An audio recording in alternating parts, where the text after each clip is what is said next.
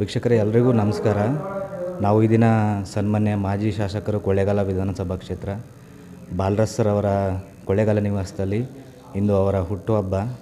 ಅವರನ್ನು ಭೇಟಿ ಮಾಡಿ ಇವತ್ತು ಶುಭಾಕಾಂಕ್ಷೆಯನ್ನು ತಿಳಿಸಿದ್ದೀವಿ. ನಮ್ಮ ಜೊತೆ ನೇರವಾಗಿ ಬಾಲರಾಜ್ ಸರ್ ಇದ್ದಾರೆ, ಬನ್ನಿ ಅವ್ರ ಜೊತೆ ಮಾತಾಡ್ಸೋಣ. ಸರ್ ನಮಸ್ತೆ. ನಮಸ್ತೆ. ಮೊದಲಿಂದಾಗಿ ತಮಗೆ ಹುಟ್ಟುಹಬ್ಬದ ಹಾರ್ದಿಕ ಶುಭಾಶಯಗಳು ಸರ್. Thank you. ಕ್ಷೇತ್ರದ ಜನತೆ ಮತ್ತೊಮ್ಮೆ ತಮ್ಮನ್ನು ಅಪೇಕ್ಷೆ ಪಡ್ತಾ ಇದ್ದಾರೆ. Thank you. ನಾವು ಹಲವಾರು ಕಡೆ ಸಂದರ್ಶನ ಮಾಡಿದ್ದೀವಿ. ಕ್ಷೇತ್ರದ ಜನತೆ ನಿಮ್ಮ ಸೇವೆ ಬೇಕಲೇಬೇಕು ಅಂತ ತಿಳಿಸಿದ್ದಾರೆ. ಇದರ ಬಗ್ಗೆ ಏನಾದರೂ ಹೇಳ್ತೀರಾ ಸರ್? ನಮಗೆ 30 ವರ್ಷಗಳ ರಾಜಕೀಯದ ಅನುಭವ, ಎಲ್ಲಕ್ಕಿಂತ ಹೆಚ್ಚಾಗಿ ಜನಸೇವೆ ಮಾಡ್ಕೊಂಡು ಬಂದಿದ್ದೆ ಅಷ್ಟೇ ಪೂರ್ತಿ. ನನ್ನ ಈ 30 ವರ್ಷಗಳಲ್ಲಿ ಕೇವಲ ನನಗೆ ಅವಕಾಶ ಸಿಕ್ಕಿದ್ದು ಬರೀ 3 ವರ್ಷಗಳು ಮಾತ್ರ. 27 ವರ್ಷಗಳ ಕಾಲ ಶಾಸಕ ಸ್ಥಾನ ಇರಲಿ ಅಧಿಕಾರ ಇಲ್ಲದೇ ಇರಲಿ ಜನರ ಜೊತೆ ಒಡನಾಟ ಇಟ್ಕೊಂಡು ಅವ್ರ ಕಷ್ಟ ಸುಖಗಳಿಗೆ ಭಾಗಿಯಾಗ್ತಾ ಇಷ್ಟು ವರ್ಷಗಳು ಕೂಡ ಸಂಪೂರ್ಣವಾಗಿ ಅವ್ರ ಪರ ಜನಸೇವೆ ಮಾಡಿಕೊಂಡು ಅವ್ರ ಕಷ್ಟ ಸುಖಗಳಿಗೆ ಸ್ಪಂದಿಸಿ ಬಂದಿದ್ದೀನಿ. ಮುಂದಕ್ಕೂ ಜನಸೇವೆ ಮಾಡೋಂಥ ಉದ್ದೇಶ ಬಿಟ್ಟರೆ ಬೇರೆ ಯಾವುದೇ ಕಾಯಕಗಳನ್ನು ನಾವು ಮಾಡ್ತಾಯಿಲ್ಲ. ಅದು ಸೇವೆಗಾಗಿ ನಾವು ಬದುಕಿರ್ತಕ್ಕಂಥ ಜನ. ಹಾಗಾಗಿ ನಾನು ಮುಂದಿನ ದಿವಸದಲ್ಲೂ ಅಷ್ಟೇ ಇಡೀ ನಮ್ಮ ಜನತೆಯ ಪರವಾಗಿ ಜನಕ್ಕೋಸ್ಕರವಾಗಿ ನಾವು ಇರ್ತೀವಿ, ಕೆಲಸ ಮಾಡ್ಕೊಂಡು ಹೋಗ್ತೀವಿ. ಅವರ ಸಮಸ್ಯೆಗಳನ್ನ ಪರಿಹರಿಸೋ ನಿಟ್ಟಿನಲ್ಲಿ ಪ್ರಾಮಾಣಿಕವಾದಂಥ ಒಂದು ಸೇವೆ ಮಾಡೋಕ್ಕೆ ಸದಾ ಸಿದ್ಧ ಇದ್ದೀನಿ. ಅದಕ್ಕೆ ತಮ್ಮನ್ನು ಎಲ್ಲರೂ ಸ್ನೇಹಜೀವಿ ಅಂತಲೇ ಬಿರುದು ಕೊಟ್ಟಿದ್ದಾರೆ ಸರ್. ಸೋಷಿಯಲ್ ಮೀಡಿಯಾಗಳಲ್ಲಿ ಹೆಚ್ಚಾಗಿ ಸ್ನೇಹಜೀವಿ #ಸ್ನೇಹಜೀವಿ ಅಂತಲೇ ಹೆಚ್ಚು ವೈರಲ್ ಆಗುತ್ತೆ ನಿಮ್ಮ ಬಗ್ಗೆ. ನಮಗೆ ಅಂದರೆ ಉಳ್ಕೊಳ್ಳೋದೇ ಕೊನೆಗೆ ಒಂದು ಪ್ರೀತಿ, ಸ್ನೇಹ, ಒಂದು ವಿಶ್ವಾಸ, ನಮ್ಮ ಬಂಧುತ್ವಗಳು. ಇದು ಬಿಟ್ಟರೆ ಇನ್ನೇನು ಉಳಿಯುತ್ತೆ? ಕೊನೆಯ ದಿವಸಗಳಲ್ಲಿ ನಾವು ಕಾಣೋದು ಅದೊಂದನೇ. ಹಾಗಾಗಿ ನಾನು ಹೆಚ್ಚಿನ ರೀತಿಯಲ್ಲಿ ವಿಶ್ವಾಸಿನಾಗಿ ಒಬ್ಬ ಸ್ನೇಹಕ್ಕೋಸ್ಕರ ಒಂದು ಮನಸ್ಥಿತಿಯನ್ನು ಬೆಳೆಸ್ಕೊಂಡಿರೋಂಥವ್ರು. ನನಗೆ ವೈರಿಗಳೇ ಭಾಳ ಕಡಿಮೆ. ರಾಜಕೀಯವಾಗಿರಲಿ ಅಥವಾ ಬೇರೆ ಬೇರೆ ವಿಚಾರಗಳಲ್ಲಿ ನಾನು ವೈರಿಗಳನ್ನ ಸೃಷ್ಟಿ ಮಾಡ್ಕೊಳ್ಳೋನಲ್ಲ. ಅದರ ಅವಶ್ಯಕತೆ ನಮಗೂ ಇಲ್ಲ. ಆದರೆ ಎಲ್ಲಿರ್ತೀವಿ ಅಲ್ಲಿಗೆ ಒಂದು ತತ್ವ ಇಟ್ಕೊಂಡು ಒಂದು ಸಿದ್ಧಾಂತಕ್ಕೆ ಬದ್ಧನಾಗಿ ನಾನು ಕೆಲಸ ಮಾಡೋದು ನನ್ನ ಪ್ರವೃತ್ತಿ. ಹಾಗಾಗಿ ನಾನು ಸ್ನೇಹಕ್ಕೆ ಹೆಚ್ಚು ಒತ್ತು ಕೊಡೋದ್ರಿಂದ ಆ ಪ್ರೀತಿಯನ್ನು ನಾವು ಹಂಚುವಂಥ ಪ್ರಯತ್ನ ನಾವು ಮಾಡ್ತೀವಿ. ನಮಗೂ ಕೂಡ ಅದೇ ಥರ ಪ್ರೀತಿ ಹಂಚುವ ಕೆಲಸವನ್ನು ನಮ್ಮ ಜೊತೆಲಿರ್ತಕ್ಕಂಥವ್ರು ಮಾಡ್ತಾರೆ. ಈಗ ನಮಗೆ ರಾಜಕಾರಣಿಗಳಿಗೆ ಅವಕಾಶ ಸಿಗೋದು, ಈಗ ನಾನೊಂದು ಅಸೆಂಬ್ಲಿ ಚುನಾವಣೆಯಲ್ಲಿ 3 ಚುನಾವಣೆಗಳು ನಿಂತು ಒಂದನ್ನು ಗೆದ್ದು ನಾವು ರಾಜಕೀಯನ ನಡೆಸ್ತೇವೆ. ಅಂದರೆ ರಾಜಕೀಯದಲ್ಲಿ ಇದ್ದೇವೆ ನಾವು. ಹಾಗಾಗಿ ನಮಗೆ ರಾಜಕಾರಣದಲ್ಲಿ ಅಧಿಕಾರನ ಹೊರತುಪಡಿಸಿದ್ರೆ ಮತ್ತೆ ಅದಕ್ಕಿಂತ ಕೆಳಗಡೆ ಯಾವ ಚುನಾವಣೆಗಾಗಲಿ ಯಾವ ಅಧಿಕಾರನ ತಗೊಳ್ಳೋದಕ್ಕೆ ಇಷ್ಟಪಡೋದಿಲ್ಲ ಯಾರೂ. ಯಾಕೆಂದರೆ ಒಂದು ಸರಿ ಒಂದು ಮೆಟ್ಲು ಹತ್ತಾರೆ, ಮತ್ತೆ 2ನೇ ಮೆಟ್ಲು 3ನೇ ಮೆಟ್ಲು ಹತ್ತಬೇಕಾಗುತ್ತೆ. ಇದು ಪ್ರಕ್ರಿಯೆ. ಇದು ಪ್ರತಿಯೊಬ್ಬರಿಗೂ ಹತ್ತುವಿಕೆ ಮತ್ತು ಏರುವಿಕೆ ಇದು ಜೀವನದ ಒಂದು ಗರಿಷ್ಠ ಮಟ್ಟವನ್ನು ಮುಟ್ಕೊಂಡು ಹೋಗ್ತಿರುತ್ತೆ. ಆ ಹಿನ್ನೆಲೆಯಲ್ಲಿ ನನಗೆ ಮತ್ತೊಮ್ಮೆ ಒಂದು ಅವಕಾಶಗಳು ಸಿಗಬೇಕು ಅನ್ನೋದು ನನಗೂ ಕೂಡ ಇದೆ. ಮತ್ತು ಜನರ ಆಶಯಗಳು ಇದೆ. ಈ ಬಾರಿ ಚುನಾವಣೆಗೆ ಸ್ಪರ್ಧೆ ಮಾಡಿ ಅನ್ನೋ ಒತ್ತಡಗಳು ಇದೆ. ಮತ್ತು ಪಕ್ಷಗಳಲ್ಲೂ ಕೂಡ ನಮ್ಮನ್ನ ಗುರುತಿಸಿದ್ದಾರೆ.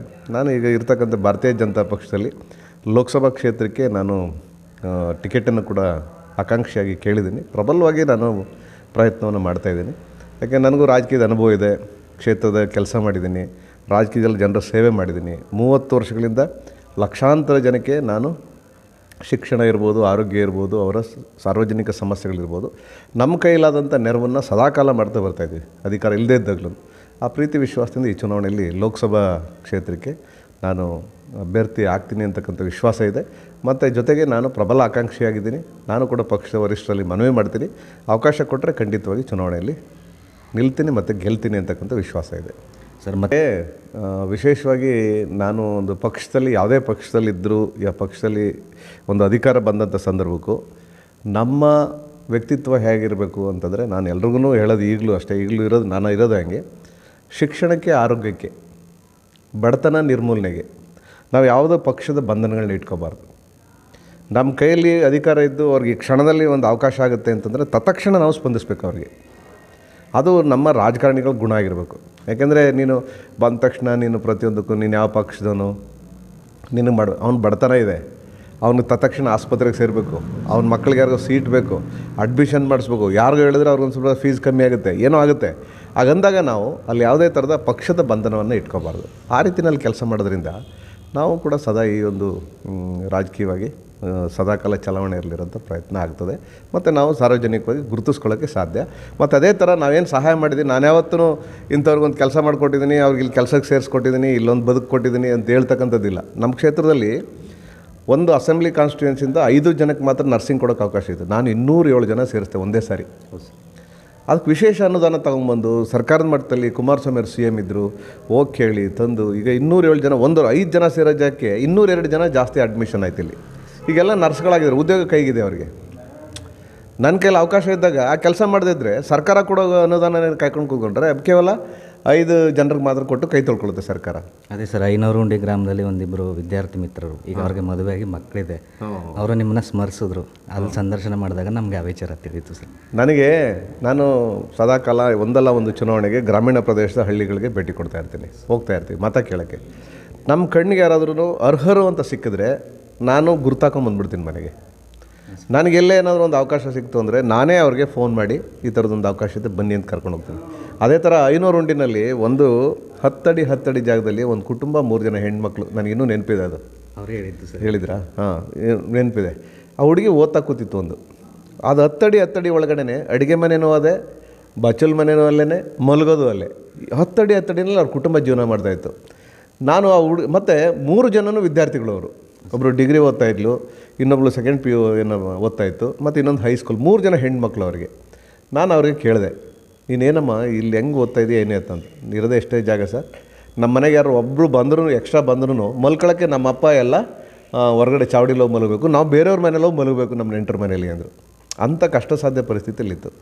ನಾನು ಯಾವಾಗ ನರ್ಸಿಂಗ್ ತರಬೇತಿ ಇತ್ತು, ನೀನು ಡಿಗ್ರಿ ಓದಿ ಮಾಡೋದು ಆಮೇಲಿದೆ, ಅಕಸ್ಮಾತ್ ನೀನು ಒಂದು ಕೆಲಸಕ್ಕೆ ಸೇರಿಕೊಂಡು ಕೂಡ ನೀನು ಡಿಗ್ರಿ ಪಾಸ್ ಮಾಡ್ಬೋದು, ಮತ್ತು ನಿನ್ನ ಜೀವನ ಬೇರೆ ರೂಪಿಸ್ಕೋಬೋದು. ತತ್ಕ್ಷಣ ಕೆಲಸ ಸಿಗಬೇಕು ಅಂತಂದರೆ ಇಂಥದ್ದೊಂದು ಮಾಡು ಅಂಥೇಳಿ ನಾನು ಅವ್ರಿಗೆ ಮನೆ ಕೊಡೋದು, ಜೊತೆಗೆ ಆ ಹುಡುಗಿಗೆ ನರ್ಸಿಂಗ್ ಮಾಡಿಸಿ ಈಗ ನರ್ಸಿಂಗ್ ತರಬೇತಿ ಕೊಡ್ಸೋಕ್ಕೆ ಇಂಥದ್ದೆಲ್ಲ ಅವಕಾಶಗಳನ್ನ ಅವತ್ತು ಮಾಡಿಕೊಟ್ಟೆ. ನಮ್ಮ ಉದ್ದೇಶ ಏನಂತಂದರೆ, ನಮ್ಮ ಕಣ್ಣಿಗೆ ಕಂಡಾಗಲೂ ಒಬ್ರು ಕಷ್ಟದಲ್ಲಿರೋರು ಸಿಕ್ಕಿದಾಗ, ಒಂದು ರೋಡಲ್ಲಿ ಯಾರು ಆಕ್ಸಿಡೆಂಟ್ ಆಗಿದ್ದಾಗ ಅವ್ರು ಎತ್ತ ಪ್ರಯತ್ನ ಮಾಡಬೇಕು ಹೊರತು ನಾವು ಫೋಟೋ ಹಿಡ್ಕೊಂಡು ಕೂತ್ಕೊಳ್ಳೋರಲ್ಲ ನಾವು. ಈಗಲೂ ಕೂಡ ನಾನು ಯಾವುದೇ ಆಕ್ಸಿಡೆಂಟ್ಗಳಾದರೂ ನಾನು ಇಳಿದೇ ಮುಂದಕ್ಕೆ ಹೋಗೋದೇ ಇಲ್ಲ. ಅವ್ರನ್ನ ಆಸ್ಪತ್ರೆಗೆ ಸೇರಿಸಿ ಆಮೇಲೆ ಅವ್ರ ನಂಬರ್ ತೊಗೊಂಡು ಏನಾಯಿತು, ಯಾವ ಹಾಸ್ಪಿಟಲ್ಗೆ ಕೊಡಬೇಕು ಹಾಗೆಲ್ಲ ಮಾಡ್ತೀವಿ. ಯಾವುದೇ ಸಂಬಂಧಪಟ್ಟಂಥ ಕಾಯಿಲೆಗಳು ಬಂದರೂ ಕೂಡ ನಾನೇ ರೆಫರೆನ್ಸ್. ಈಗ ಕೊಳ್ಳೇಗಾಲ ಕ್ಷೇತ್ರದ ವ್ಯಾಪ್ತಿಯಲ್ಲಿ ಎಲ್ಲ ಅನೇಕ ರಾಜಕಾರಣಿಗಳು, ಬಾಲರಾಜ್ ಅವ್ರಿಗೆ ಹೇಳಿದ್ರೆ ಎಲ್ಲೊಂದು ಕಡೆ ದಾರಿ ಸಿಗುತ್ತೇನೋ ಅಂತ ಮಟ್ಟದಲ್ಲೇ ನಾವು ಇವತ್ತು ಕೂಡ ಮಾಡಿದ್ದೀವಿ. ಅದೇ ಥರ ಮಾಹಿತಿ ಕೂಡ ನಮಗಿದೆ ಸರ್. ಹಾಂ, ಆ ರೀತಿ ಸ್ಪಂದಿಸ್ತಾರೆ ಅಂತ ಹೇಳಿದ್ದಾರೆ ಸರ್. ಅದೇ ಥರ ನಾನು ಮುಂದಿನ ದಿವಸಗಳಲ್ಲೂ ಈಗ ನಮ್ಮ ವ್ಯಾಪ್ತಿನ ಸ್ವಲ್ಪ ಮೀರಿ ನಾನು ಲೋಕಸಭಾ ಕ್ಷೇತ್ರಕ್ಕೆ ಹೋಗಬೇಕು ಅನ್ನೋಂಥ ವಿಶ್ವಾಸ ಇದೆ, ಹೋಗ್ತೀನಿ ಅನ್ನೋಂಥ ವಿಶ್ವಾಸ. ಹಾಗಾಗಿ ನಾನು ಆ ಕೆಲಸನ ಮುಂದುವರಿಸ್ಕೊಂಡು ಮತ್ತು ಸಾರ್ವಜನಿಕವಾದಂಥ ಕೆಲಸಗಳೇನಿದೆ, ಮೂಲಭೂತ ಸೌಕರ್ಯಗಳಿದೆ, ಬಡವರುಗಳು ಕಡ್ಡಾಯವಾಗಿ ನಾನೊಂದು ಗುಡಿಸಲು ರಹಿತ ಕ್ಷೇತ್ರ ಅಂತ 10 ಕ್ಷೇತ್ರಗಳ ಪೈಕಿ ರಾಜ್ಯದಲ್ಲಿ ನಂದು ಒಂದು ಕ್ಷೇತ್ರ ಸೇರಿಸಿ ಮಾಡಿದ್ದೆ ಕುಮಾರಸ್ವಾಮಿ ಗೌರ್ಮೆಂಟಲ್ಲಿ. ಅಂದರೆ ಒಂದೇ ಒಂದು ಮನೆಗಳು ಕೂಡ ನಮ್ಮ ಕ್ಷೇತ್ರದಲ್ಲಿ ಗುಡಿಸಲು ಇರಬಾರ್ದು ಅಂತ, ಗುಡಿಸಲು ರಹಿತ ಕ್ಷೇತ್ರ ಅಂತ ಅದನ್ನು ಮಾಡ್ತೀವಿ. ಬಹುಗ್ರಾಮ ಕುಡಿಯೋ ನೀರಿನ ಯೋಜನೆ ಮಾಡಿಸ್ತವನು ಪ್ರಪ್ರಥಮವಾಗಿ ನಾನೇ ಕೊಳ್ಳೇಗಾಲ ಕ್ಷೇತ್ರಕ್ಕೆ. ಎಲ್ಲ ಗ್ರಾಮೀಣ ಪ್ರದೇಶದ ಹಳ್ಳಿಗಳಿಗೂ ಕೂಡ ಶಾಶ್ವತವಾದ ಕಾವೇರಿ ನೀರು ತಗೊಂಡೋಗ್ಬೇಕು ಅಂತ. ಮತ್ತು ಪ್ರವಾಸಿ ಕೇಂದ್ರವಾಗಿ ಗಗನಚುಕ್ಕಿ ಬರಚುಕ್ಕಿ ಇದ್ದಾಗ ಬರಚುಕ್ಕಿ ಸೇರಿಲ್ಲ, ಬರಚುಕ್ಕಿ ಸೇರಿಸಿ ಅಲ್ಲಿ ಜಲಪಾತೋತ್ಸವ ಮಾಡಿಸ್ದೆ. ಆಮೇಲೆ ಬಿಳಿಗಿರಂಗ ಬೆಟ್ಟದ ರಾಜಗೋಪುರ ಇರ್ಬೋದು, ಶಾಲಾ ಕಾಲೇಜುಗಳು 2 ಶಾಲೆ ಕೊಡ್ತಿದ್ರು ಟೋಟಲ್ ಹೈಸ್ಕೂಲ್. ನಾನು 7 ಹೈಸ್ಕೂಲ್ಗಳನ್ನ ಕೊಳ್ಳೇಗಾಲಕ್ಕೆ ಸ್ಯಾಂಕ್ಷನ್ ಮಾಡಿಸ್ದೆ. ಯಳಂದೂರಲ್ಲಿ ಡಿಗ್ರಿ ಕಾಲೇಜ್ ಮಾಡಿಸ್ದೆ. ಕುಡಿಯೋ ನೀರು ಇರಲಿಲ್ಲ ಯಳಂದೂರಿಗೆ, ಟೌನಿಗೆ ಕುಡಿಯೋ ನೀರನ್ನ ಕಾವೇರಿ ನೀರು ಶಾಶ್ವತವಾದ ಕುಡಿಯೋ ನೀರು ಕೊಡಿಸ್ತೀವಿ.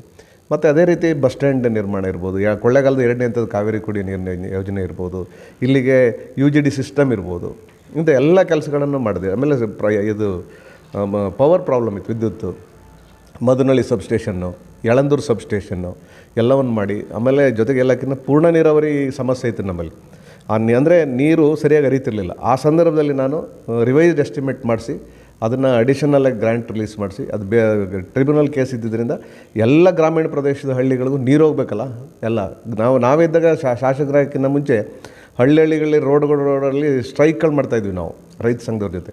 ನನಗೆ ಅವಕಾಶ ಸಿಕ್ಕಿದಾಗ ಅದು ಪರಿಹಾರ ಮಾಡಬೇಕಲ್ಲ, ಅದು ಮಾಡಿದ್ದೀನಿ. ಇವತ್ತು ಪೂರ್ಣ ನೀರಾವರಿ ಆಗಿದೆ ಹೆಚ್ಚು ಕಡಿಮೆ. ಒಂದು ಬೆಳೆಗೆ ಕಟ್ ನೀರು ಕೊಡೋಕ್ಕಾಗುವಂಥದ್ದಿತ್ತು ಯಾವುದಾದ್ರು ರೆಕಾರ್ಡಲ್ಲಿ. ಕಾರ್ಯಕ್ರಮನ ಮಾಡ್ಕೊಳ್ಳೋಣ ಅಂತ ತಿಳಿಸಿದರೆ ಸರ್. ಹೌದು, ನಾವೇನೆಂದರೆ 22ನೇ ತಾರೀಕಿಗೆ ರಾಮ ಮಂದಿರ ಉದ್ಘಾಟನೆ ಇದೆ, ಮತ್ತು ಜನರು ಕೂಡ ಬರದಿಂದ ತತ್ತರಿಸ್ತಾ ಇದ್ದಾರೆ. ಸೊ 2 ಸಂದರ್ಭಗಳು ಈಗಿರುವಾಗ ನಮ್ಮ ಈ ಆಡಂಬರದ ಇದರಲ್ಲೇನಂಥ ದೊಡ್ಡ ವಿಷಯಗಳಿಲ್ಲ. ನನ್ನ ಹುಟ್ಟುಹಬ್ಬ ಏನು ದೊಡ್ಡ ವಿಷಯ ಅಲ್ಲ ಅದು. ನಾವೇನಂಥ ಸಾಧಕರು ಅಂಥ ದೊಡ್ಡತನಗಳನ್ನು ನಾವೆಲ್ಲೂ ಮೆರೆಯೋಕ್ಕೆ ಅವಕಾಶ ಸಿಗ್ತಾ ಇರ್ಬೋದು ರಾಜಕಾರಣಿಗಳಾಗಿ. ಆದರೆ ನಮಗೆ ಒಂದಿಷ್ಟು ಸಾರ್ವಜನಿಕವಾಗಿ ಒಂದಿಷ್ಟು ಗೌರವ ಬರೋ ರೀತಿ ನಡ್ಕೋಬೇಕು ಅಂದರೆ ಇಂಥ ಸಂದರ್ಭದಲ್ಲಿ ನಾವು ಅದು ಯಾವುದೂ ಮಾಡದೆ ನಾವು ಒಂದಷ್ಟು ಮೋದಿಜಿಯವರು ಏನು ಸ್ವಚ್ಛತಾ ಕಾರ್ಯಕ್ರಮ ಮಾಡುವಂಥದ್ದು ಹೇಳಿದ್ದಾರೆ, ಆ ಸ್ವಚ್ಛತಾ ಕಾರ್ಯಕ್ರಮ ಮಾಡ್ತಕ್ಕಂಥದ್ದು. ಮತ್ತು ಎಲ್ಲಕ್ಕಿಂತ ಹೆಚ್ಚಾಗಿ ಇವತ್ತಿನ ದಿವಸವನ್ನು ಒಂದು ಪುಣ್ಯ ಕಾರ್ಯಗಳಿಗೆ ವಿನಿಯೋಗಿಸೋಣ ಅಂತ ಮಾಡಿದ್ವಿ. ಎಲ್ಲೆಲ್ಲಿ ಮಂತ್ರಾಕ್ಷತೆಗಳು ತಲುಪಿಲ್ಲ ಅಲ್ಲಿಗೆಲ್ಲ ತಲುಪಿಸೋಂಥ ಪ್ರಯತ್ನ ಇವತ್ತು ಕೊನೆಯ ದಿವಸಗಳಲ್ಲಿ ನಾಳಿದ್ದು ಕಾರ್ಯಕ್ರಮ ಇರೋದ್ರಿಂದ ಈ ದಿವಸದಲ್ಲಿ ಅದನ್ನು ಇಟ್ಕೊಂಡಿದ್ದೀವಿ. ಹಾಗಾಗಿ ಪಕ್ಷದ ಕೆಲಸ ಮತ್ತು ಸಾರ್ವಜನಿಕವಾದಂಥ ಕೆಲಸ ಮತ್ತು ಒಳ್ಳೆ ನಮ್ಮ ಸಮಯವನ್ನು ಸದ್ಬಳಕೆ ಮಾಡೋಣ ತೀರ್ಮಾನಕ್ಕೆ ಬಂದಿದ್ದೀವಿ. ಶುಭ